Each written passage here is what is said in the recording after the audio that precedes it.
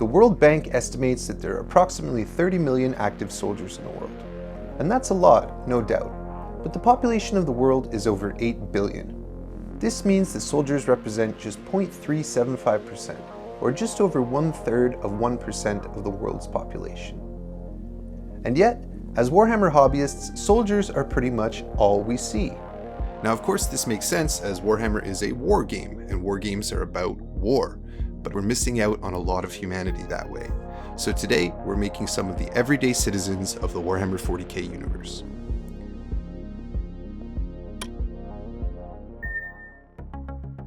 In the Warhammer 40,000 universe, the average Imperial citizen leads a bleak and oppressive existence, marked by fear, ignorance, and servitude. Most live on densely populated hive worlds, where towering cities stretch miles into the sky and plunge deep underground, choked with pollution and crime. Life is brutally hierarchical, with the vast majority toiling endlessly in factories, mines, or other grueling labor to support the Imperium of Man's endless wars.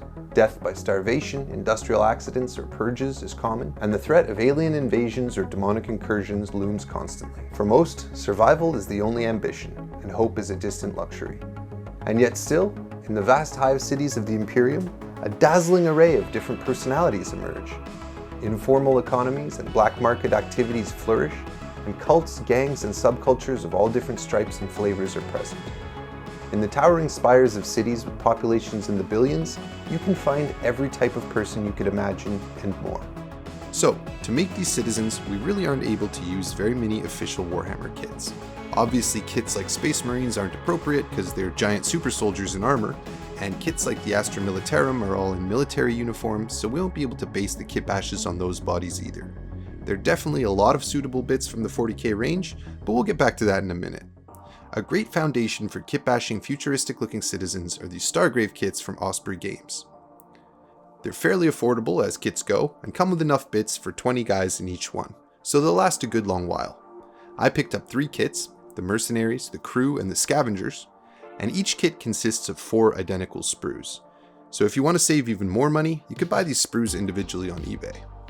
The bodies come set up as one piece with legs and torso already together, which makes kit bashing really easy. One of the things I love about these kits is the huge variety of heads they come with. A lot of the heads are mutants or aliens, but there's tons of variety of just humans as well, so you have a lot to choose from. Now, of course, there's one thing that really makes a civilian model look like a civilian. It's them being unarmed. Now, this is something that's actually easier said than done. The vast majority of miniature arms in a wide variety of kits are holding weapons of some kind, so it can be a little tricky. But as you can see, simply giving this Stargrave guy a neutral pose with one closed fist and one arm carrying a little box turns a rough and tumble fighter into a blue-collar guy carrying his lunchbox home from work. Hell yeah. One of the cool things for kit bashers these days is the influx of digital files that you can access if you have access to a 3D printer. Wargames Atlantic, a miniature maker probably best known for their high-quality plastic kits, has branched out into digital files as well, and their Deathfield civilian models offer some really great science fiction-y outfits, and also a bunch of unarmed hands as well. Of course, the real magic and fun is making your own civilians, is in mixing and matching miniature bits from different ranges, allowing you to create different characters. And with each individual, as they come together, you can begin to imagine who they are, what they're into, and what sort of world they inhabit. Check out this guy. This is a Ral Partha Mini, apparently. He's been lurking around in my bits box for a while, and now, with a pair of binoculars, he's some weird guy. He's holding this whip thing in one hand, which I imagine is some sort of noisemaker that he swings around to summon birds. Maybe sheen birds. Yeah, that's cool. There's a character like this in one of the Ravener novels, actually. This guy here has a briefcase and a comlink, and his outfit looks vaguely formal to me. So I gave him a very serious face from an Astra Militarum kit and then painted him in dark somber colors. I imagine he's a bureaucrat or businessman of some sort. Maybe he's doing a shady business deal. Maybe he's got to drop off that case somewhere. What's in the case? Is it documents? Is it some forbidden archaeotech? I don't know, but now I want to know.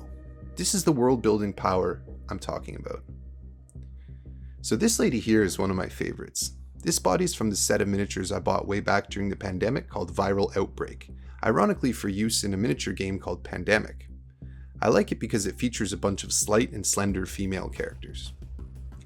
The Warhammer 40,000 universe features tens of thousands of worlds. The galaxy is impossibly vast, but the one thing that most planets have in common is that life is very hard for the average citizen.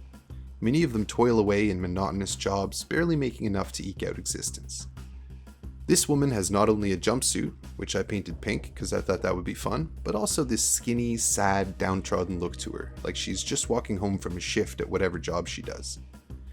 She also has this augmetic eye, which is courtesy of a female Imperial Guard head, which gives her a futuristic appearance. Her whole demeanor just speaks to a futuristic dystopia. This young lady here is a Viral Outbreak mini with a head from the Hive Scum kit, which is bordering on too big. But the mismatched proportions give her a really juvenile look, like she's in her early teens or something. This lady here is maybe in late middle age, and with her hands clasped in a nice neutral pose. What I love about this process is that each character looks like they could give you an interesting quest. Maybe this lady is missing her grandchild or something, and you have to go into the Underhive to get it back. Many of you might be wondering, why am I building all these characters? Well, they could be definitely used for a special homebrew scenario in a Warhammer 40k or Necromunda game, or it could easily be used as NPCs in a role-playing game set in the 41st millennium. But, to be honest, most of the way that I enjoy interacting with my miniatures is just by sitting there and looking at them. Maybe moving them around the table a little bit. And you know what? I think that's every bit as valid as any other way to enjoy them. Nobody ever asks a model train hobbyist what they're going to do with their model train set, or what game they're going to play with it. They're going to maybe put on a conductor hat and just enjoy looking at it going round and round. What could be finer? Let's take a quick moment to thank today's sponsor, Into the AM. Into the AM makes top quality graphic tees, basics, and denim. And this Memorial Day, they're having a big sale, so June 1st, they can get you up to 70% off site-wide. There is unfortunately one thing Into the AM can't do, and that's control the weather. See, it's not always going to be nice on Memorial Day weekend. Sometimes it's going to be really wet and rainy and a little bit cold. But what you got to do is find the silver lining. You see, I got this trampoline in my backyard, and it used to be right there, this spot there. You can see it's a little bald, but it's coming back. It's coming back. I've been seeding it, and the grass has been growing pretty nicely. So what could I ask for that would be better than a little bit of extra rain right now? Point is, guys, it's not important if it's sunny this Memorial Day weekend. What's important is that you look good, you feel good, and that you make the best out of every situation. And you know your boy's looking good with my Into the AM. You know, we also don't have Memorial Day in Canada. We have Victoria Day, and it was last weekend. But you know what we do have is Into the AM. Because even if you're not in the States and you don't celebrate Memorial Day, they ship internationally. So they got you covered. So guys, use my link in the description and go check out Into the AM's site-wide 70% off Memorial Day sale. And get yourself some nice clothes like this relaxed button-up that I'm wearing right now. Thanks Into the AM for sponsoring this video. Now, I have a lot of cool settings for my miniatures to play around in, like this vertical hive slum wall that I built a little while back. But one thing that I think would add a lot of cool vibes would be to add some extra little scatter details to make them feel more lived in. This little couch, for example, is partially 3D printed, and I used some putty to sculpt some really beat up cushions on there. I don't know why, but this little thing just makes me so happy. I also printed out some little vending machines. These are so much fun to paint. This one's a little snack vending machine, so I pick out all the little details of foods and refreshments in there with a whole ton of different colors. This sort of thing always looks better if you take some care to make sure that you're using contrasting colors and giving some thought to which colors are next to each other.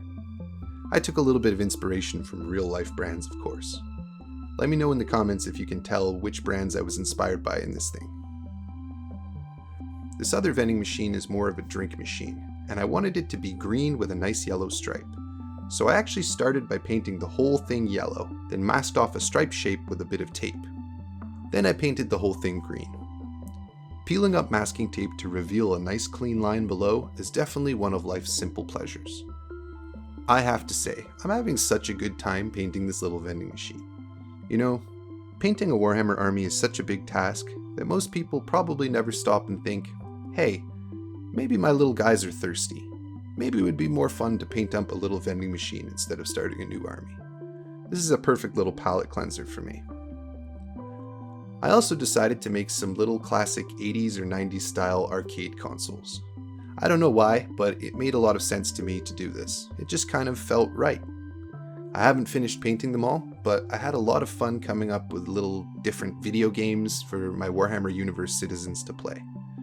This one here is a sort of nod to the classic Donkey Kong, but it's called Jokongo, after the ape-like Jokero species that exists in the Warhammer 40k universe. I kind of messed up the text a little bit, but I think it looks cool. I specifically made this dude here with his arms out in front of him so he could be playing these video games.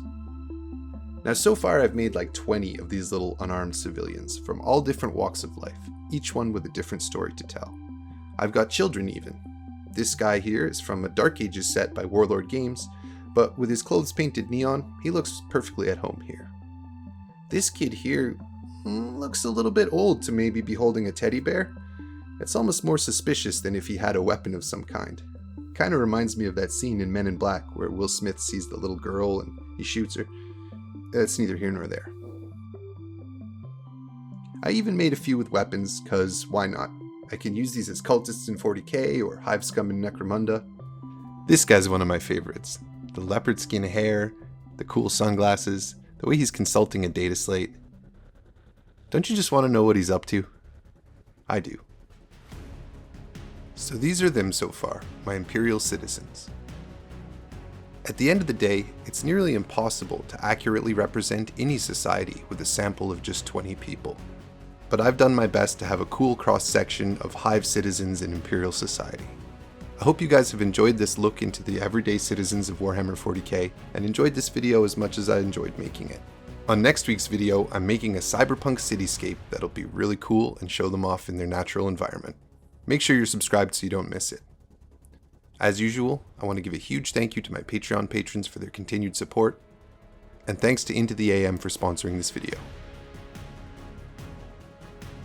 Thanks for tuning in, and we'll see you next time on Eric's Hobby Workshop.